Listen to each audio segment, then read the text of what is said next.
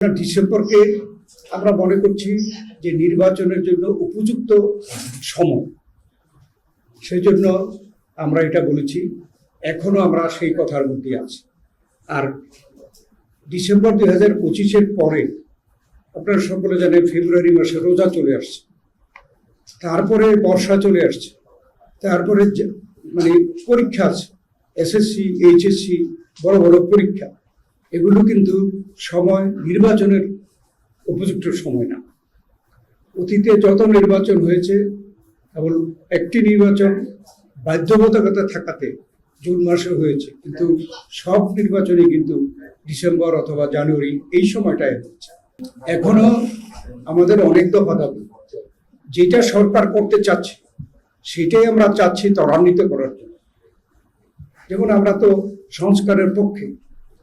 এই সরকার আসার আগেই তো বিএনপি 31 দফা সংস্কার প্রস্তাব আপনাদের মাধ্যমে জনগণের সামনে তুলে ধরেছে, এবং এটা আমরা ওয়াদা করেছি যে জনগণ যদি আমাদেরকে ক্ষমতায় বসায় তাহলে আমরা 31 দফা কর্মসূচির ভিত্তিতে সংস্কার করব। তো সংস্কার আমরাও চাচ্ছি, কিন্তু সংস্কার হচ্ছে চলমান প্রক্রিয়া। ইচ্ছা করলে অমুক দিন অমুক সময়ের মধ্যে সংস্কার শেষ করা যাবে, এটা কেউ বলতে পারে।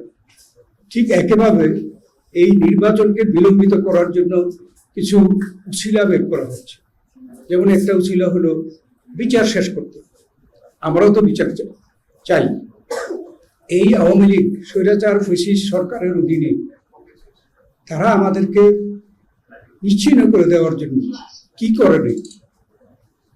তারা বিচার বহির্ভূত হত্যাকাণ্ড, তারপরে গুম, খুন, আমাদের দেশনেত্রী বেগম খালেদা জিয়া থেকে শুরু করে আমাদের ভারপ্রাপ্ত চেয়ারম্যান তারেক রহমান থেকে শুরু করে আমাদের কেউ বাকি নাই যারা আমরা মিথ্যা মামলার আসামি ছিলাম, জেল খাটিটাই বিভিন্ন সময়।